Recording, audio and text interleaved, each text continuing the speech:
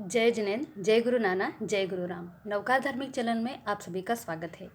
आज आपके लिए मैं लेकर आई हूँ मार्गानुसारी के 35 गुण पर एक तंबोला। हमें इस गेम को खिलाने के लिए ये प्रिपरेशन करनी रहेगी कि हम इस तरह से कोई भी एक ड्रॉ कर लें।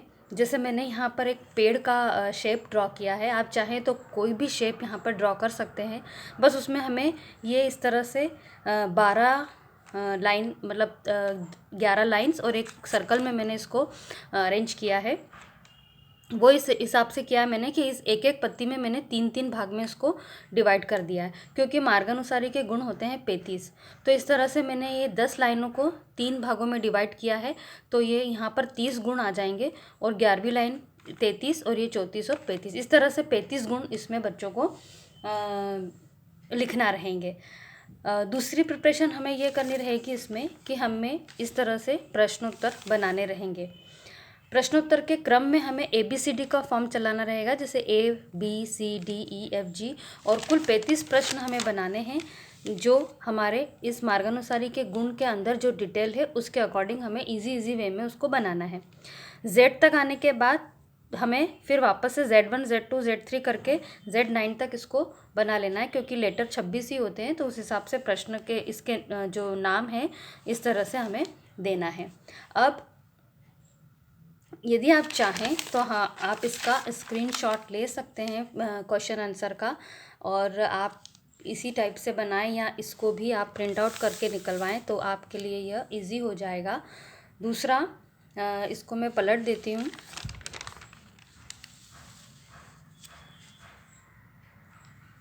ये इस तरह से आप इसका प्रिंट आउट निकलवा सकते हैं, और इसका भी प्रिंट आउट निकलवाने के लिए आप इसका भी फ़ोटो ले सकते हैं।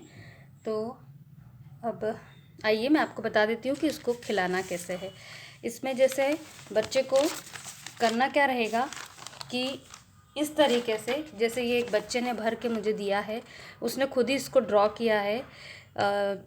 इसमें ये जो 3-3 डिवाइडेशन मैंने बनाए थे उसमें 35 गुणों को वो कैसे भी लिख सकता है। ज़रूरी नहीं है कि उसे सीरियल वाइज लिखना है, वो कैसे भी कहीं पे भी कोई सा भी गुण का नाम लिख सकता है।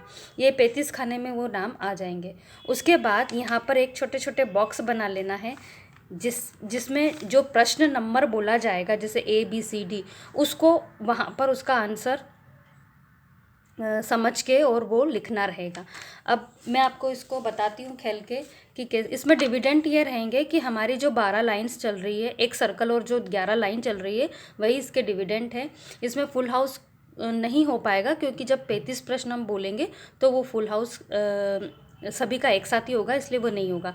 ये हम सिर्फ एक पक्का याद करवाने के लिए बच्चों को गेम खिला रहे हैं।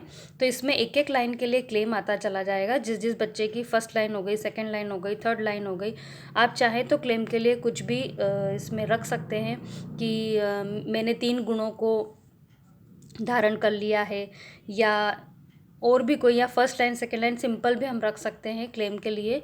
अब इसमें प्रश्नोत्तर जैसे मैंने इस तरह से बनाए हैं, खेलना कैसा रहेगा, मैंने स्टार्ट किया है बोलना कि खान पान वेशभूषा आदि का पालन अपने देश के उत्तम व्यक्तियों द्वारा मान्य हो वैसा ही करना। ये जो लाइन है वो कौन से गुण से ली गई है, तो बच्चा उसको पहचानेगा। ये लाइन है प्रसिद्ध देशाचार पालक की, तो उसने जहाँ भी ये प्रसिद्ध देशाचार पालक लिखा होगा वहाँ उसको A लिखना है कि ये जो A प्रश्न हमें पूछा गया उसका आंसर ये है। तो जैसे इस बच्ची ने यहाँ पर लिखा तो इसके नीचे वो A लिख देगी। उस तरह से फिर मैंने B क्वेश्चन बोला कि हमें किसी की भी निंदा नहीं करनी चाहिए और न ही किसी की निंदा सुननी चाहिए। अब ये किस में से लिया गया है, अवर्णवाद त्याग, यानी कि B जहाँ पर भी उसने लिखा होगा अवर्णवाद त्याग, जैसे इसने इस लाइन में लिखा हुआ है तो इसके नीचे वो B लिख देगी।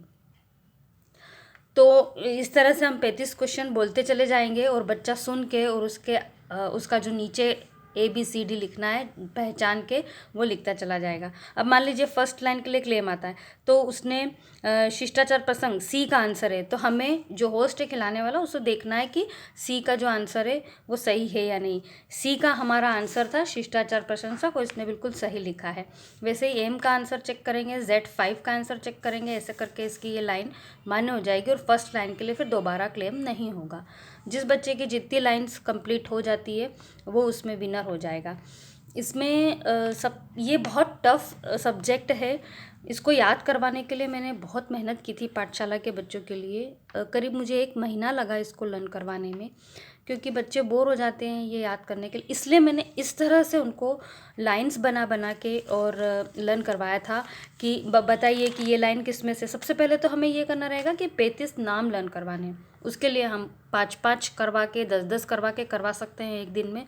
और फिर जब सीरियल वाइज उन्हें अच्छे से लर्न हो जाए तो हम बीच की डिटेल को इस तरह से लर्न करवाएंगे कि ये लाइन बताइए किस में आ रही है, ये लाइन बताइए किस में आ रही है। क्योंकि ये लाइनें बहुत सरल है। जब इजी वे में जो हमारे डेली में हम लोगों को जो संस्कार बच्चों को देना रहता है वही इसमें लाइंस हैं डिटेल में। तो ऐसे करके यदि हम इसको लर्न करवाते हैं तो बच्चे जल्दी लर्न कर पाते हैं।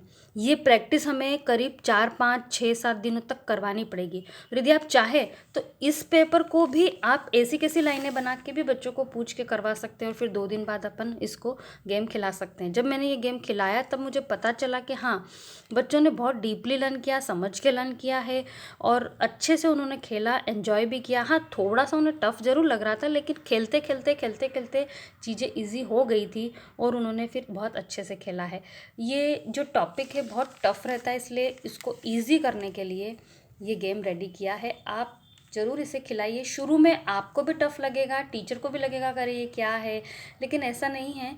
जब हम इसको पूरी कोशिश करेंगे और अच्छे से बच्चों को करवाएंगे तो ये 35 गुण ज़रूर उनको अच्छे से लर्न हो जाएंगे। इस तरीके से आप एक बार और देख सकते हैं। ये तो बच्चे ने खुद कलरफुल बनाया था, वो भी बहुत अच्छा लग रहा है। आप चाहे तो सिंपल बना सकते हैं, इसको सिंपल वे में लिख सकते हैं। और यदि आप चाहें तो ये पत्तियों में यदि आपने को लग रहा है कि वो नहीं लिख पा रहा है पूरा अच्छे से, तो हम उनको बोल सकते हैं कि आप आधा ही लिख लीजिए, जब आपका क्लेम आएगा तब हम पूरा नाम उसमें पूछ लेंगे। ऐसे करके भी हम कर सकते हैं। इस तरह से हमें यहाँ पे ये बॉक्स बनाने का ध्यान रखिएगा कि वो आंसर XYZ ABCD जो भी आंसर आएगा ये इस तरह से हमें खेलना है। ये कैसा लगा है आप मुझे ज़रूर बताइए, ज़रूर खिलाइए और इतनी टफ चीज़ को भी इजी वे में ज़रूर लर्न करवाइए। धन्यवाद। जय जिनेंद्र।